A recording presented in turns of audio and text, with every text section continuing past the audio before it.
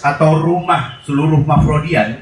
Jadi Mafrodian ini adalah istilah yang diberikan kepada siapa saja kita yang menjadi bagian dari komunitas MMM Indonesia.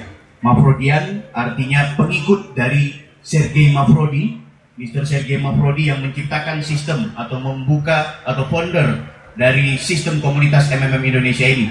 Inilah wajah beliau, kita berikan tepuk tangan untuk Mr. Sergei Mafrodi. Sampai dengan detik ini beliau masih hidup dan masih tetap memikirkan kondisi partisipannya di seluruh dunia. Eksistensi kantor ini tentunya perlu kami klarifikasi bahwa ini bukan kantor untuk transaksi partisipan MMM Indonesia.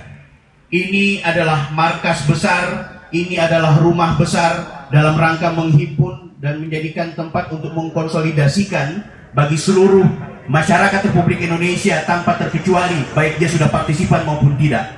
Ini adalah tempat di mana seluruh partisipan MMM Indonesia untuk bisa saling menukar informasi, mendapatkan hal-hal yang berkaitan tentang informasi-informasi terkini MMM Indonesia.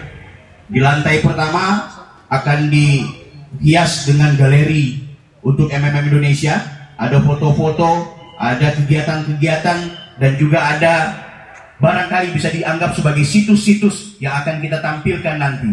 Kemudian di lantai kedua, kita juga akan mengagendakan bahwa ini adalah kantor yang kemudian memberikan kesempatan bagi seluruh partisipan maupun manajer untuk bisa berkonsultasi, berdiskusi, dan memikirkan MMM Indonesia di lantai kedua itu, ya kan? Jadi ada trainingnya, ada pelatihannya, ada diskusinya, itu kita arahkan di lantai 2. Di lantai ketiga akan kita jadikan sebagai tempat bagi petinggi-petinggi kita, sahabat-sahabat kita untuk menyusun program-program MMM Indonesia. Kami sangat bersyukur, alhamdulillah, MMM Indonesia kemarin melalui kegiatan yang dilakukan oleh top leader kita, Bapak Andreas Sutrisno, sudah mengumpulkan se-Indonesia para konsultan untuk mengikuti kegiatan leadership di Batu Malang, dan sekaligus juga penegasan pengukuhan dan juga deklarasi atas terbentuknya organisasi dari MMM, yaitu Forum Komunitas Mafrodian Indonesia. Kita berikan tepuk tangan untuk FKMI Pusat yang sudah dideklarasi kemarin. FKMI adalah organisasi struktural yang tertib administrasi, yang legal formal di negeri ini, untuk kemudian bisa membackup semua kepentingan-kepentingan atau apa yang menjadi agenda-agenda komunitas MMM Indonesia. Ada yang bertanya, ketika kita mengajak orang untuk bergabung bersama MMM, bersama komunitas ini, orang bertanya, ini MMM ini apa? Legal atau dia ilegal? Belum lama ini juga media menyerang kita. Kita punya kawan-kawan di stasiun TV juga menyatakan bahwa ini adalah investasi bodong. Ini adalah sebuah lembaga usaha. Ini adalah sebuah wadah di mana orang-orang menginvestasikan uangnya. Ini adalah kesalahan besar, Bapak Ibu. Kami adalah komunitas di mana terkumpul orang-orang yang secara sadar ingin mendistribusikan uangnya dalam rangka memberikan kesempatan bagi orang lain untuk hidup sejahtera. Apakah ini sebuah pelanggaran, Bapak Ibu? Ini satu hal yang harus kami tegaskan. Kalau kemudian akad atau niat saling memberi bantuan ini adalah sebuah pelanggaran, adakah regulasi atau undang-undang di negara kesatuan Republik Indonesia ini melarang orang dengan tegas untuk memberikan bantuan kepada orang lain? Kalau ada, tunjukkan ke kami, kan gitu. Sehingga itu kami ingin menegaskan bahwa ini adalah wadah bagi seluruh umat yang ada di Indonesia. Bagaimana dengan kami yang belum pernah ada uang ingin memberikan ingin mendistribusikan atau ingin berpartisipasi di MMM? Silahkan.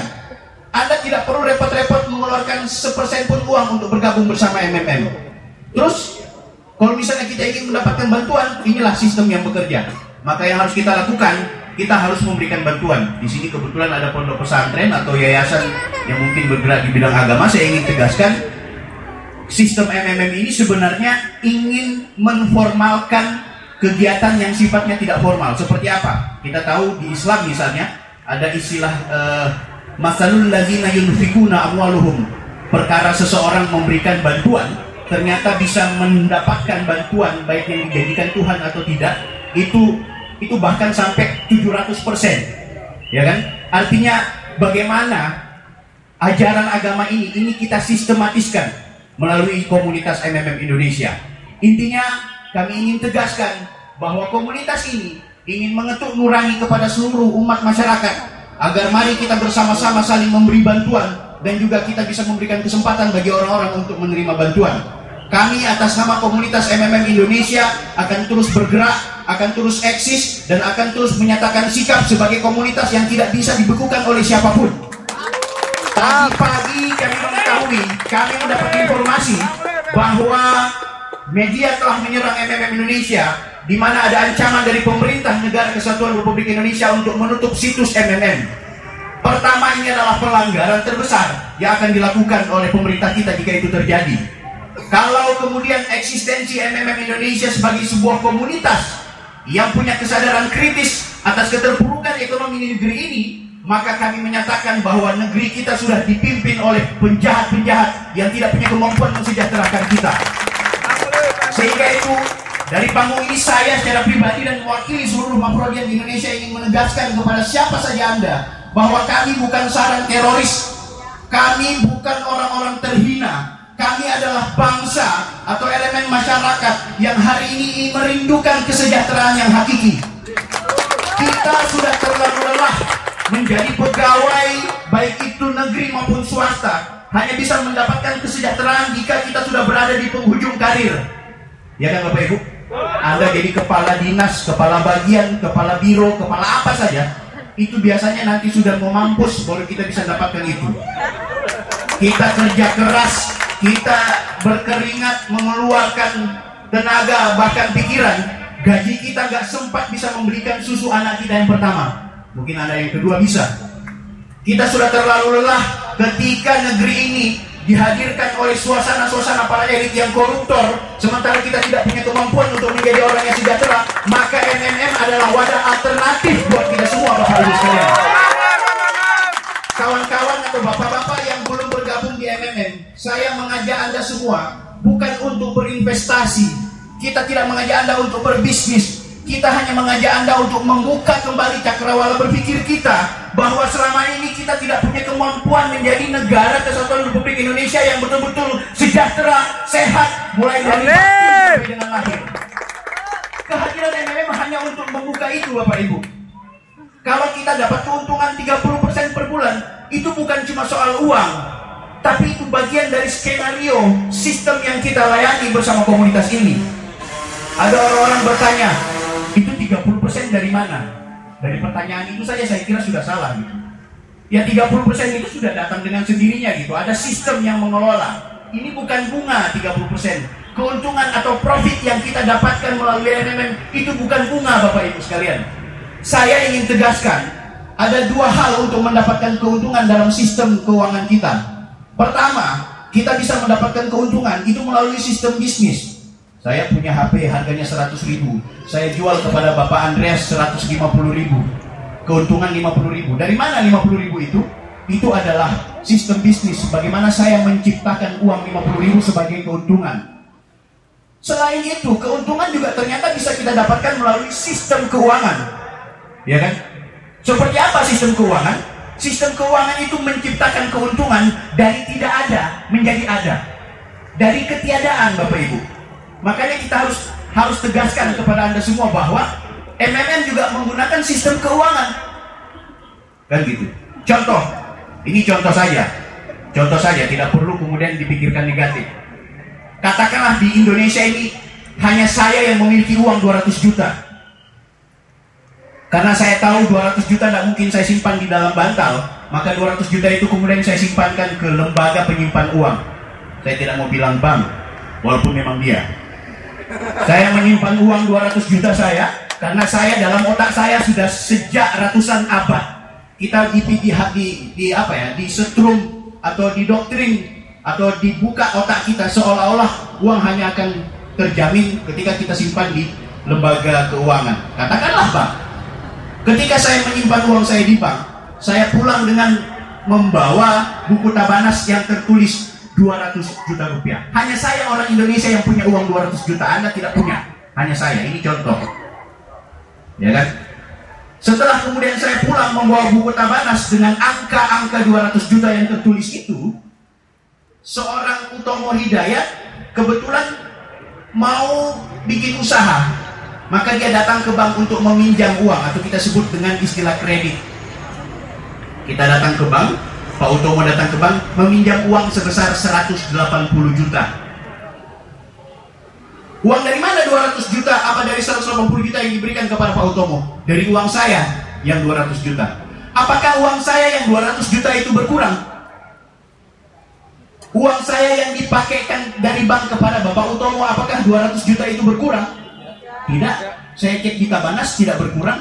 Saya kembali ke ATM, saya cek masih tertulis dengan rapi 2000, pokoknya 200 juta. Berapa kan nolnya itu? Iya kan? Kalau sudah begini, ketika saya ditanya, Pak Syafiq, Anda ada berapa uang? Saya ada uang 200 juta. Saya tanya kepada Pak Utomo, ada uang? Saya baru dapat 180 juta hasil pinjaman dari bank. Maka kalau kita jumlahkan, ada uang yang beredar sebesar 380 juta. Dari mana 180 juta itu? Dari mana? Uang saya tetap 200 juta Pak, tidak berkurang kalau itu diambil dari uang saya. Dari mana Bu? 180 juta itu dari mana? Sistem. Dari mana Bu? Dari sistem. Ya. Intinya dari tidak ada menjadi ada. Begitulah sistem keuangan. Dari ketiadaan. Jadi lembaga seperti bank itu menciptakan uang itu dari ruang kosong, dari ketiadaan, dari kehampaan. Jadi dia diciptakan. Belum lagi Pak Utomo nanti kalau mengembalikan 180 juta dalam bentuk utang, jadi dia berbunga, iya kan? Dia bayar 180, pinjam 180 juta, nanti kembalikannya katakanlah 200 juta, tambah lagi duit. Inilah MMM.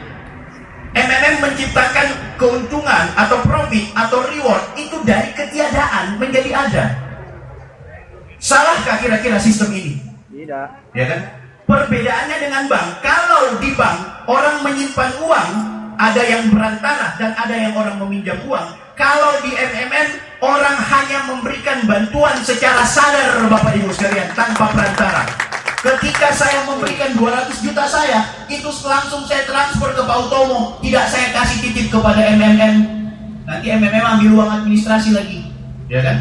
Tapi di MMM tidak diciptakan sistem itu, Bapak. Makanya uang yang saya distribusikan langsung saya kirim kepada orang yang bersangkutan. Kita tidak memberinya kepada MMM. Maka ketika ada yang menyatakan bahwa MMM adalah sebuah lembaga investasi, maka kami mengutuk keras pernyataan yang disampaikan oleh media maupun orang-orang tertentu. Kami secara sadar dan sukarela ketika kami memberikan bantuan itu kami akan berikan kepada siapa saja yang ditunjuk oleh sistem. Kalau ini adalah cacat hukum, tunjukkan di mana regulasinya. Kalau ini bermasalah, tolong berikan kepada kami apa yang menjadi solusi buat kami ketika kami kelaparan. Saya kira ini sebagai informasi yang ingin kami dapat sampaikan. Saya kira ini juga sudah terlalu larut. Mudah-mudahan akan ada sesi-sesi berikutnya kita bisa membedah sistem. Yang belum bergabung, ayo Bapak Ibu, kami mengajak Anda semua untuk bergabung dalam rangka menjadi satu kesatuan, dalam rangka untuk tinggalkan lagi kehidupan-kehidupan yang tidak bisa memberikan kontribusi buat kita. Terima kasih. Saya mohon maaf tidak terarah apa yang saya sampaikan. Selamat datang di rumah kami, selamat datang di rumah Anda, selamat datang di tempat yang menjadi solusi bagi kehidupan keuangan kita. Terima kasih. Wallahul muwaffiq ila aqwamit thoriq. Assalamualaikum warahmatullahi wabarakatuh. Terima kasih Pak Syafiq. Luar biasa. Ngomongnya pakai bulu-bulu ya.